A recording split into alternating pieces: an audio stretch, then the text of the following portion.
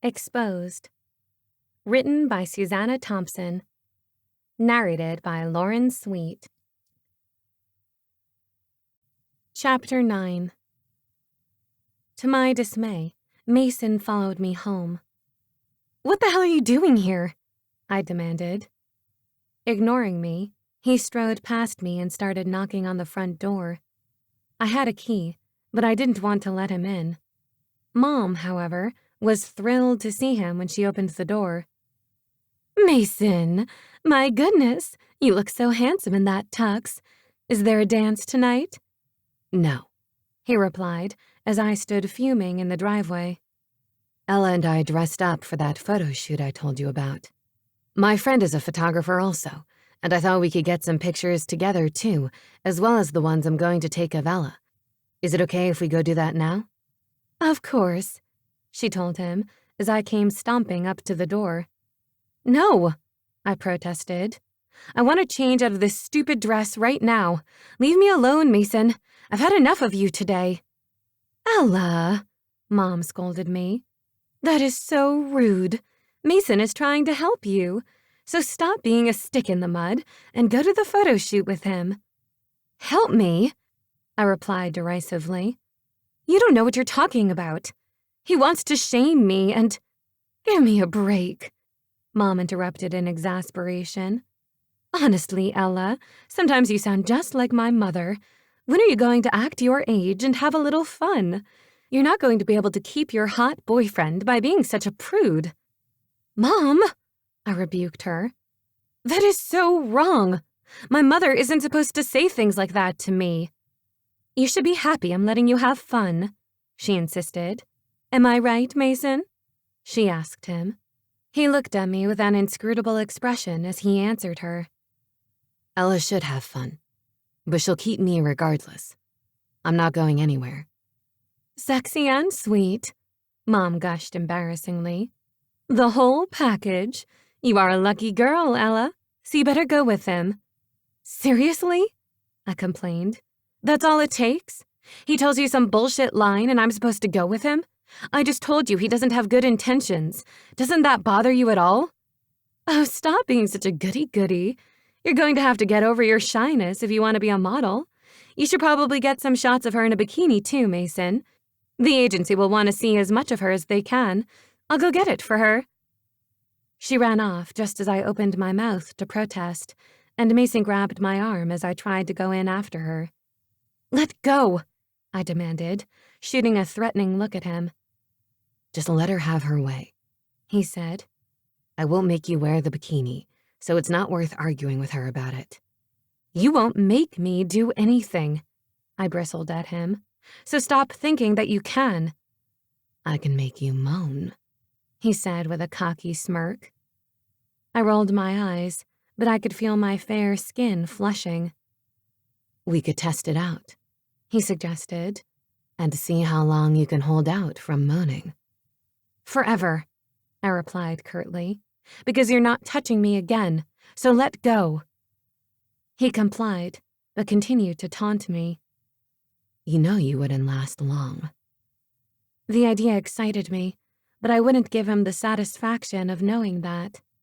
"He'll use it against you," I reminded myself, and scowled at him. He gave me a knowing look like he could see right through me, and it flustered me and made me look away from him.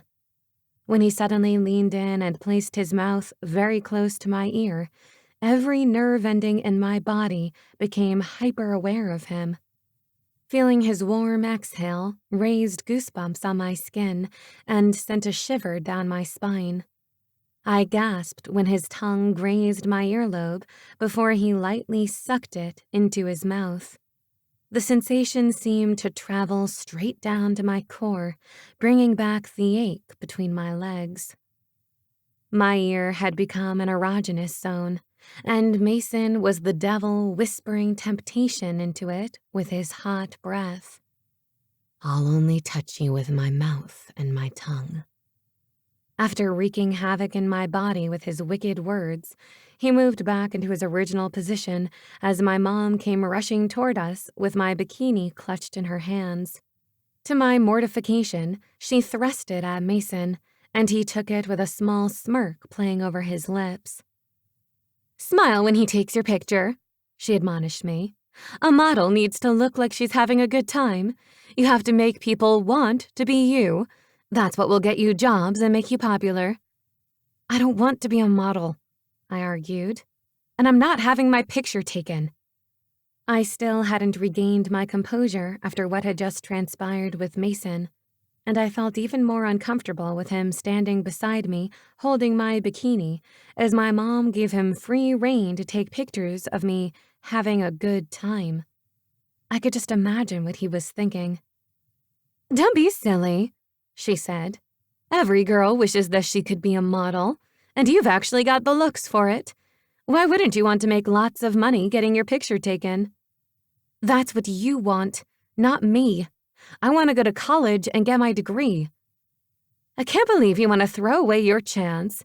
I would have loved to be a model, but I had to take care of you. I wouldn't have been able to afford living in New York with a baby. I sacrificed everything for you, but you can't do anything to make me happy." "Whose fault was it that you got pregnant at 16? I wanted to ask her, but I held my tongue like I always did when she started on one of her rants about how I had derailed her life. I couldn't argue with the fact that she had taken care of me and raised me rather than abandoning me like my biological father had. He had dumped her as soon as she told him she was pregnant, and I had never even met him. Mom had to drop out of school to take care of me after I was born, because her parents both worked during the day. They refused to help her with childcare anyway, telling her that she had to deal with the consequences of her actions.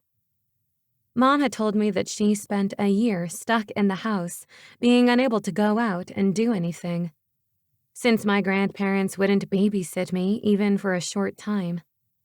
As soon as she was 18, she moved out into an apartment paid for by her new boyfriend. She had once confessed to me that she had found him through a personal ad he had placed in search of a mistress. That was her first married man, but she had eventually left him for someone else after she got a job as a stripper and no longer needed her much older sugar daddy. She'd gone through many boyfriends before marrying my dad. Her life was good now, but she still complained to me about her missed opportunities from her youth. I didn't need this today. Especially not in front of Mason. "Okay," I grudgingly told her. "I'll go get my picture taken." She smiled, and she looked so beautiful and happy that it momentarily seemed worth it to give her anything she wanted. Being back in Mason's car with him quickly had me regretting caving to my mom. I had already spent entirely too much time with him today, and I had discovered that even a minimal amount of contact with him was too much. I was like a moth drawn to the flame, even though I knew that Mason would burn me every time. "You look like her clone," he commented. "It's like looking at younger and older versions of the same person. That's why I thought." He trailed off, and I wondered about his unfinished sentence. Who cares what he thought? I admonished myself. His opinion didn't matter to me. Yet I barely refrained from asking him about his next remark. "It's amazing that you turned out the way you did." How did he think I had turned out? No, I told myself firmly. The last thing I needed was to worry about what Mason Sumner thought about me. He was an asshole and a bully, even though he didn't look the part. Especially not in that tux. That was why I had kissed him, I consoled myself. Wearing that tuxedo, he looked as close to my girlish Prince Charming version of him as I'd ever seen. My innocent 12-year-old self couldn't have imagined the darker aspects lurking beneath the refined surface. Exuding raw animal magnetism, it was like the beast had been combined with the fairy tale prince. It was a disconcerting mix that had me dropping my guard and then feeling like prey whenever his silver gaze intensified into a predatory stare. How was I going to handle having my picture taken by him? What kind of expression would be on my face? I had been too preoccupied with seeing my nude body on display to notice my expression in the naked picture he had taken of me. Now that it had occurred to me to wonder about it, I felt even more embarrassed about the naked desire he might have seen on my face than about him seeing my naked body. "What are you thinking about?" he asked. "You look so delicious when you blush like that I'm tempted to stop the car and have a taste right now." Stop talking like that, I demanded. "Like what?" he asked. I gave him a sideways glance. Stop pretending to be obtuse. I know that you're not. "Do you?" he queried. "What else do you know about me?" I know that you don't flirt, you don't hold hands, and you don't like me, I answered in irritation. So I don't know why you're suddenly acting like you're not you, but I'm not falling for it, so just stop. "Like I'm not me," he repeated in amusement.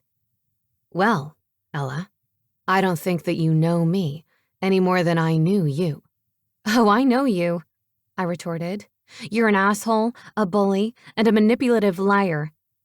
"All true," he agreed to my surprise. "I play to win, and I use whatever advantages I have." That's nice, I said sarcastically. "Nice guys finish last. It's a cutthroat world, and I strike first." There you are, I remarked dryly. "I thought my true whereabouts are unknown." I froze before slowly turning my head to look at him. He glanced at me with an enigmatic smile and returned his eyes to the road as I reeled from the knowledge that he had somehow figured out that poem was about him. "Here with you, I am alone.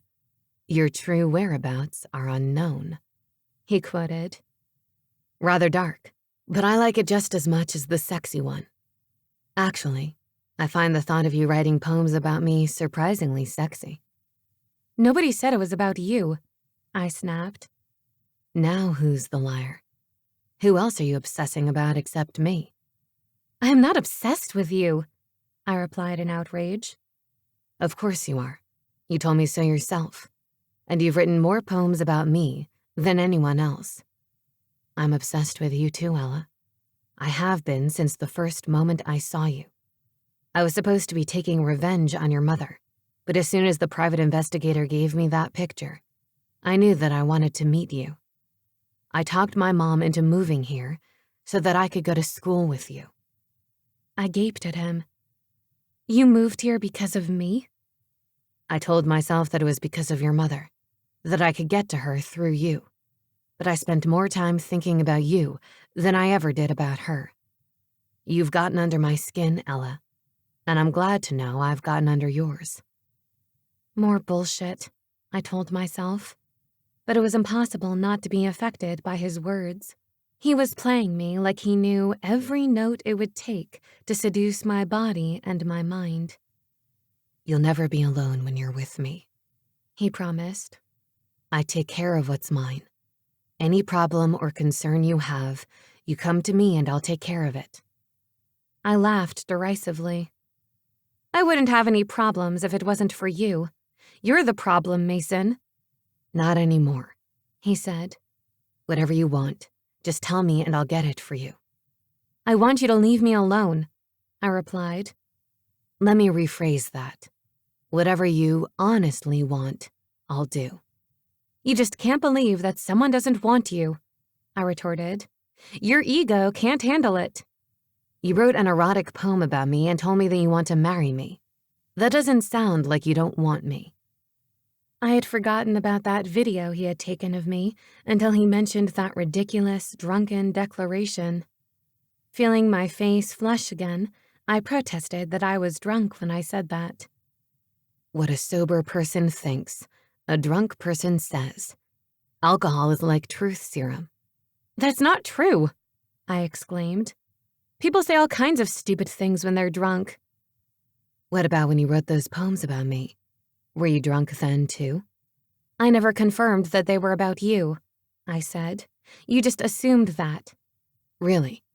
Who else do you know with silver eyes and a barbed tongue? A character from a book, I lied desperately. They always have spectacular eyes. I instantly regretted tacking that on. Well, thank you for the compliment. I think you have beautiful eyes, too. Perfect baby blues. I wasn't talking about your eyes, I insisted. Right. Which book was this? A romance novel. I forget the name of it. Okay. So what happened in the book? What always happens in romance novels, I replied. They fell in love and lived happily ever after. But what was it about this particular book that inspired you to write that poem? There had to be something memorable about it. The guy, I answered with a sinking feeling, realizing that Mason was making me dig myself into a hole. He confirmed that with his unrelenting questions. What about him? Never mind. I belatedly tried to deflect him. What is it about this guy that turns you on? Besides his silver eyes and barbed tongue.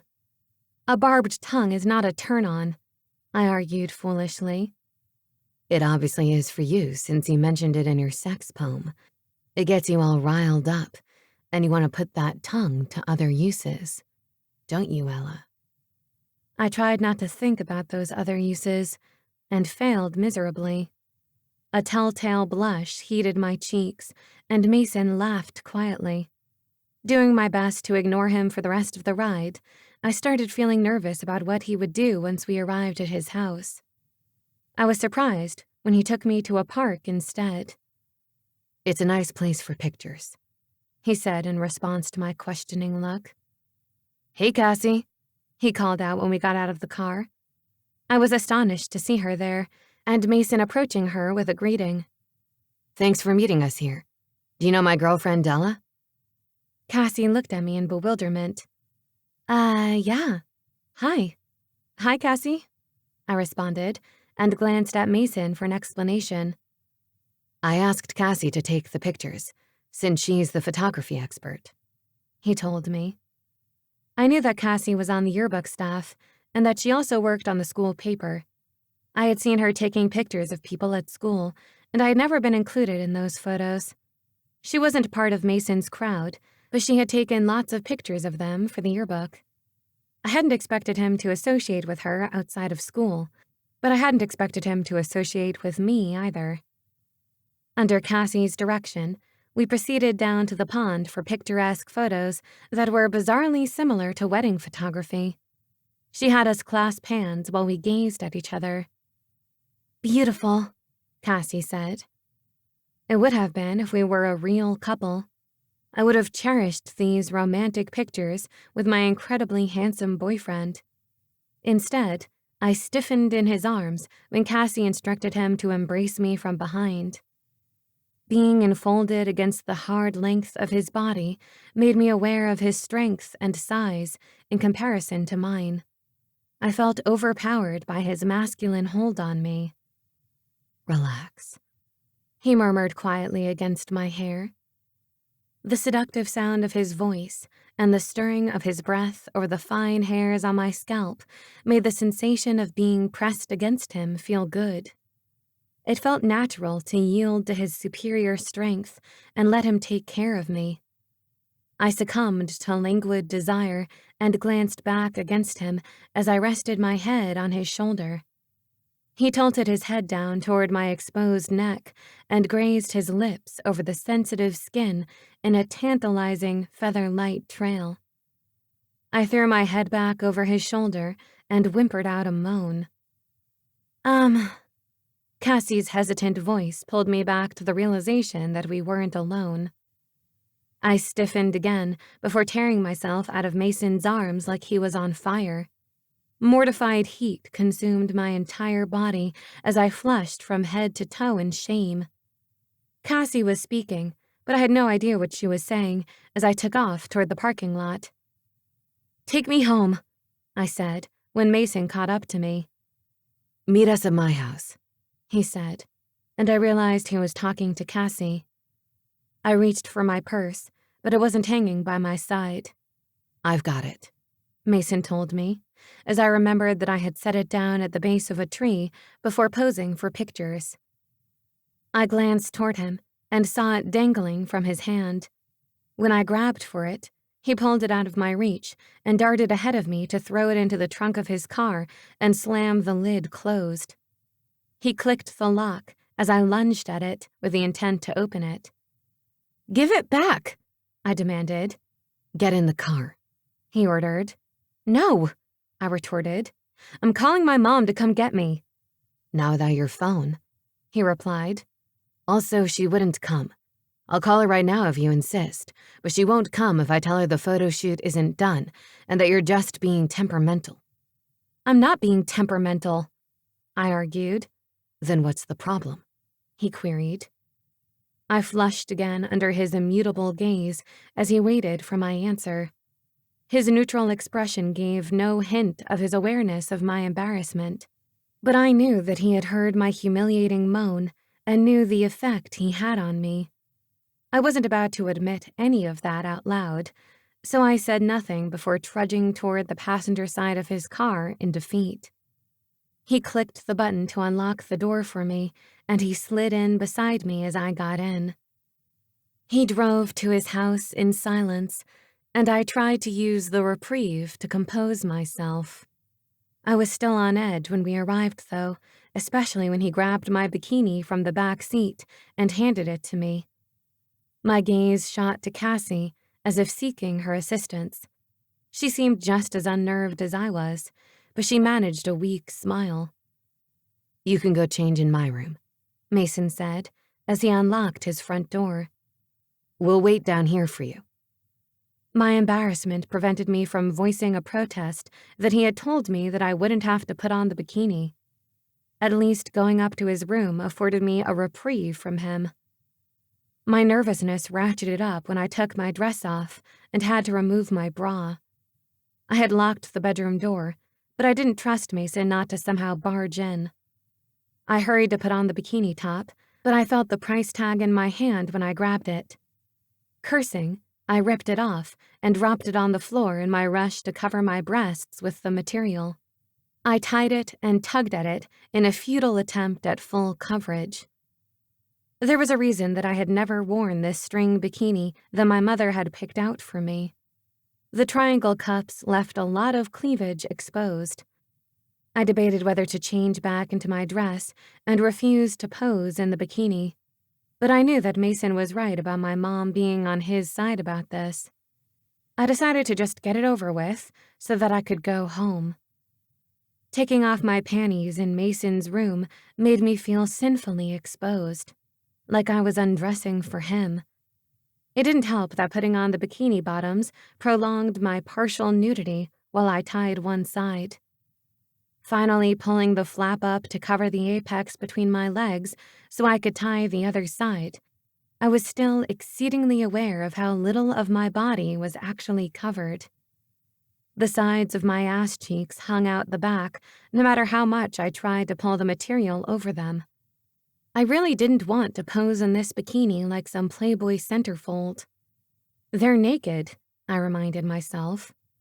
Girls wore bikinis like this on the beach. My mother wore bikinis like this on the beach. There was nothing shameful about me being seen in this bikini. Taking a deep breath, I forced myself to unlock the door and go downstairs. Mason's eyes slowly raked over me. "A blonde in a white bikini. Classic," he commented. "Don't you think so, Cassie?" She was slow to respond as she stared at me. "I didn't think people actually looked like that in real life," she said, sounding dazed. She glanced at Mason. "I mean, you're already—" She trailed off and shook her head. "Two of you. No wonder you're together. I bet your body is just as perfect under that tux." Her gaze flew back to him and sharpened as she assessed him. "The tux. That'll be perfect," she declared excitedly. "It'll be such a cool contrast." "I'm not sure what you're talking about," Mason said. "but I thought you could take pictures of her by the pool." "You've got a pool?" I asked, hoping that he didn't mean the public pool.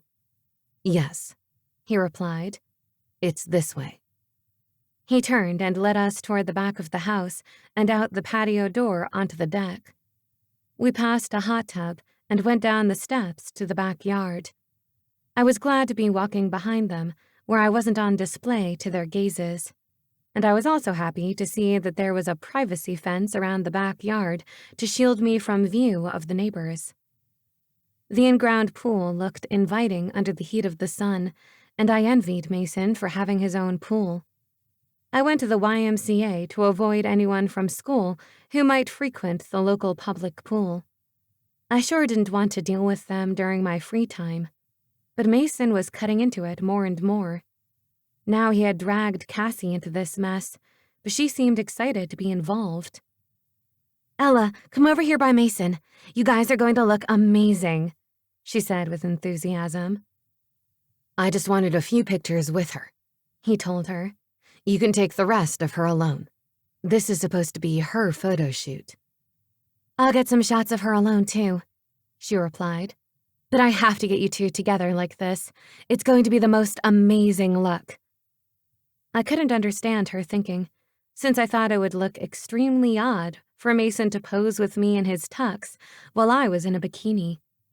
Expecting him to refuse, I was surprised when he complied and beckoned me over. "Okay, Ella, let's do this." Going reluctantly to him, I turned my attention toward Cassie. She had Mason face her with his hands in his pockets and posed me leaning sideways against him casually. The next pose was us facing each other while I grabbed his tie to pull him toward me. Aggressively was how Cassie instructed me. She had us freeze with our faces close together, and I tried to keep a determined expression on my face as Mason's eyes smoldered at me. I felt like he would close the distance and kiss me in the next instant.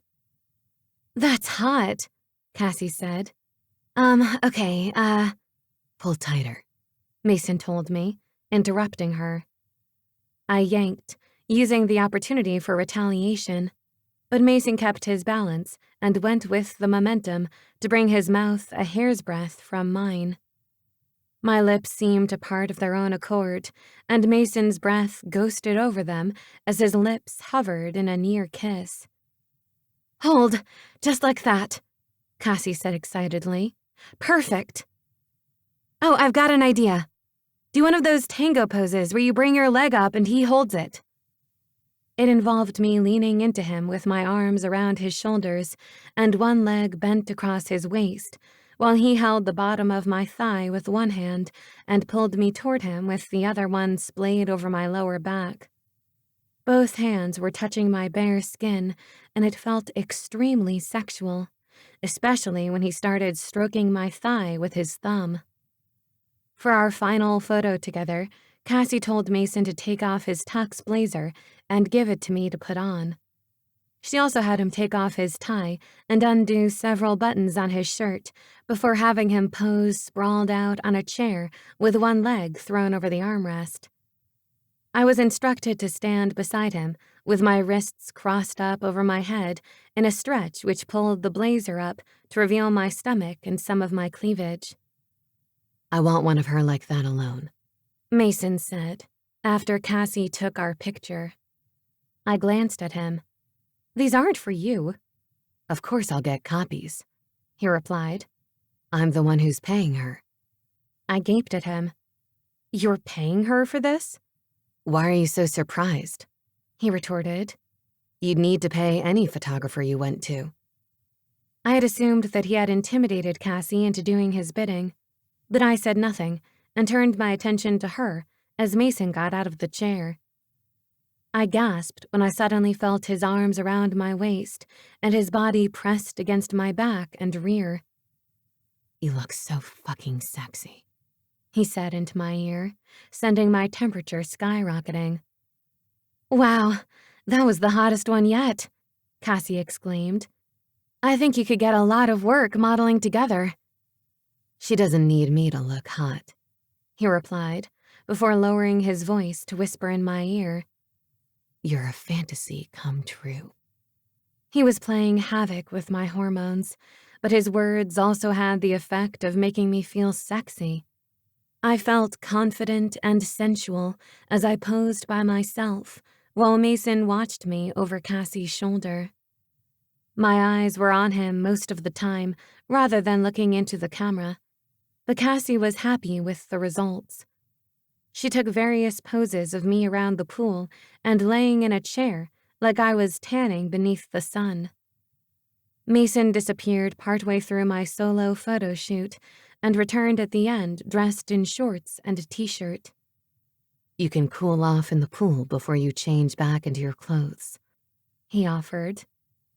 That was tempting, and I looked longingly at the water as I imagined indulging and having the entire pool to myself. It was Mason's, though, and I couldn't let him seduce me in any way.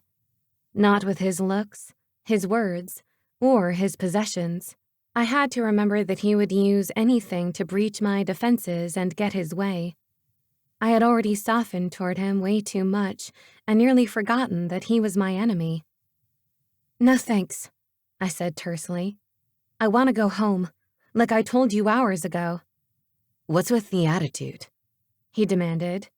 "I took you to a nice dinner, and I set up this photo shoot for you." I snorted. "For me? Please spare me your bullshit. I liked it better when you didn't pull any punches." I'm gonna go," Cassie said. Mason had been scowling at me, but he put on a pleasant expression for her. "I'll walk you out." Cassie glanced at me. "Bye, Ella. See you at school." "Yeah, bye," I replied. "Thanks for taking the pictures." "Yes, thank you," Mason said. "I lied to Ella's father about being a photographer, so I needed your help." I followed them onto the deck and into the house before heading upstairs while they walked toward the front door. My aggravation only increased when I saw that my panties weren't with the rest of my clothes in Mason's room. I flung open the door and marched down the hall on a mission to confront him, but he was already coming fast up the stairs. "Where are they?" I demanded as I strode toward him. "Fucking finally," he said, as he grabbed me and pulled me forward to crash his lips down on mine. I struggled not to give in to the desire to kiss him back, and I managed to wrench free of him.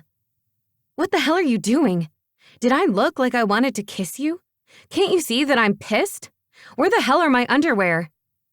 "You did look like you wanted me to kiss you.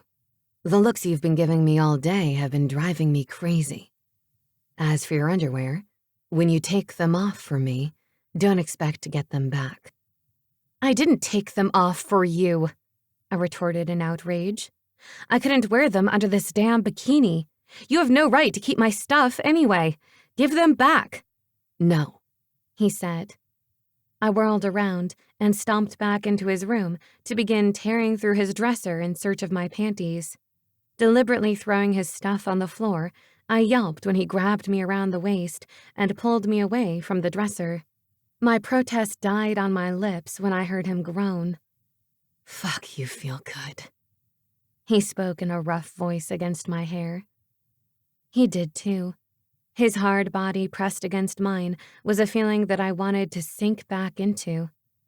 He lifted one hand to cut my breast, and I moaned when he brushed my nipple through the thin material with his thumb. His hand lowered to trail down my stomach, and I lurched out of his hold, spinning to face him. "Don't touch me," I said breathlessly. "You promised you wouldn't." "Right," he agreed. "With my hands. Let me correct my mistake." He moved toward me, and I backed up. "I'm not letting you do anything. Get out so I can get dressed." "Is that really what you want?" he asked, watching me with his smoldering silver gaze. "Yes," I answered, my voice too weak to be firm. He exhaled. "All right, Ella. I know you'll be thinking of me when you make yourself come." I blushed and glared at him. "I won't." "Silver-eyed devil with a barbed tongue," he quoted, taunting me. "From your phantom hands." "Stop it," I demanded. "How was it feeling my hands for real? Did you moan like that when you were only imagining me touching you?" I'm going to be thinking about hearing more of your sexy moans while you give me that fuck me look. He laughed at my expression. Not that one. That one looks like you want to stab me with something sharp. Good guess, I retorted. Now get out before I do it. He regarded me for a moment with an assessing look. Seeing you all riled up is almost as sexy as seeing you turned on. That must be why I liked pissing you off so much. I put my hands on my hips in consternation. Well, it's nice to know that being mean to me turns you on. You're sick. Do you know that? If I am, then you are too. You've wanted me this whole time just as much as I've wanted you. It was the humiliating truth, and I knew that there was something very wrong with me if I could still be attracted to him after how he had treated me. His gaze became heated as he stepped closer. Nobody turns me on more than you, Ella. My breath hitched, but I stepped back away from him. My butt hit an open dresser drawer, the resistance of it stopping my retreat. Mason moved into my personal space, but didn't touch me. Tell me what you want, Ella. I want to hear you say it. I wanted him to touch me and kiss me, but I couldn't tell him that. All the pent-up passion that I had ever felt for him seemed to flare within me in that moment. I was so incredibly aroused that he had to see it in my eyes. Holding on to my last shred of dignity, I refused to acknowledge the sexual heat emanating from my body. Remember when you said that begging you on my knees was a good way to start? That's what I want you to do. Get on your knees and beg me for forgiveness for everything you've done. Fine, I will, he said to my surprise, and actually kneeled down before me. Gazing up at me for a beat first, he dropped his gaze to what was right in front of him. In that instant, I knew his intent. I bolted away with a shriek as his hand shot out to grab at the ties on my bikini bottom. "You asshole!" I yelled as I halted at the doorway and spun around to confront him. "You don't care about apologizing. You're just trying to get sex from me." I'm not trying to get anything, he replied, still on his knees. I want to give you what you've fantasized about. I promised I'd only use my mouth, and that's what I'm going to do. Come here, he urged. I've never done this for any other girl, but I want to do it for you.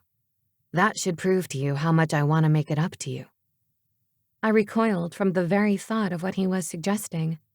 It was too embarrassing and perverted for me to even consider, and I couldn't believe that he wasn't grossed out by the idea of putting his mouth there. While it seemed to me like it would be a worse punishment for him than anything he had put me through, the heat in his eyes conveyed that he actually found it arousing. "Please leave," I pleaded desperately. "I just want to get dressed and go home." An incredulous expression replaced his heated look. You don't want me to lick your— "No!" I exclaimed loudly before he could finish that mortifyingly dirty sentence. "Just get out so I can get dressed. Please," I begged. Okay, he agreed as he rose to his feet. If that's what you really want. I backed away from him as he approached, not trusting him not to try to untie my bikini again. He smirked, but didn't make a grab for me as he walked past and exited the room. He left the door open as he walked off down the hall, and I rushed to close and lock it behind him. Not daring to remove any clothing, I left my bikini top on instead of changing back into my bra. Quickly putting on my dress and shoes, I was ready to go, but took a deep breath before I ventured out to face Mason again. I was still flustered from his disconcerting behavior. He had gotten down on his knees before me, but he had given off no impression of groveling at all. Somehow, he had still managed to have the upper hand, and I now realized that he hadn't lowered himself one bit. There had been nothing remorseful about his actions, and he'd only been trying to manipulate me into forgiving him. By choosing the naughtiest, most sinful thing, He had known that he would unnerve me and make me forget my resentment toward him. Even now that I had figured out his game, I couldn't call forth the anger and outrage I should be feeling, and I could barely even look at him, let alone scowl at him the way he deserved. It didn't help that I could feel his sultry stare as I concentrated on carefully descending the stairs. The atmosphere between us became as thick with sexual tension as it had been in his room, and I felt like he was still contemplating carrying through on his promise to use his mouth in that wicked way. "When does your mom get home?" I asked nervously. I felt the immediate change in the atmosphere even before he spoke. "She's not here," he answered flatly. His tone prompted me to look at him. "What do you mean?" I queried. "Where is she?" He shrugged. "Tahiti or Bora Bora, maybe. I'm not exactly sure. She doesn't always keep me up to date with her travels." I stared at him. "But doesn't she... how long has she been gone?" 3, 4 months, maybe. He replied, appearing to be thinking about it. "She leaves you alone that long?" I exclaimed, aghast. He shrugged again. "I'm used to it. It's what every kid dreams about, right? Having free run of the house without parental supervision." I frowned, imagining being left all alone for months at a time. Sure, Mason was almost 18, but... "Is this some kind of dream vacation she's been wanting to do?" I asked, wondering why she hadn't waited another year until Mason was in college. He snorted. "She's traveled all over the world several times since my dad died, and she went on lots of vacations before that, too." I gaped at him. "You mean she's been leaving you by yourself since you were 12 years old?" He shook his head. 14. I was in boarding school before that, until I convinced her to move here. 14? That's not much better than 12. I can't believe she would leave you alone at that age. "She certainly wasn't going to be stuck here in the suburbs," he remarked. "That was the deal we made, that she could trust me to stay here and not get in trouble while she traveled, or I would get sent back to boarding school. I had a live-in nanny at first, but I eventually convinced my mom that I could take care of myself." I was stunned by his mother's lack of maternal affection, especially after his father died and she was all that Mason had left. That she couldn't be bothered to spend any time with him when he needed her most showed a level of selfishness that made my mom look like a doting mother in comparison. At least she hadn't abandoned me, despite her maternal shortcomings. "I'm sorry, Mason," I told him with sympathy. His expression suddenly became a smooth mask. "What for? I get to do what I want," he said flippantly. "Anyway, I should drive you back. Unless you want me to beg you on my knees again," he added with a smirk. I didn't react in embarrassment that time, because I could tell that he had only thrown that comment in to change the subject. He apparently hadn't been comfortable with the conversation about his mother. I felt like I had gotten a glimpse beneath his perfect surface, and it gave me an equal footing with him that I hadn't had before. He wasn't impenetrable. Somewhere under there was vulnerability.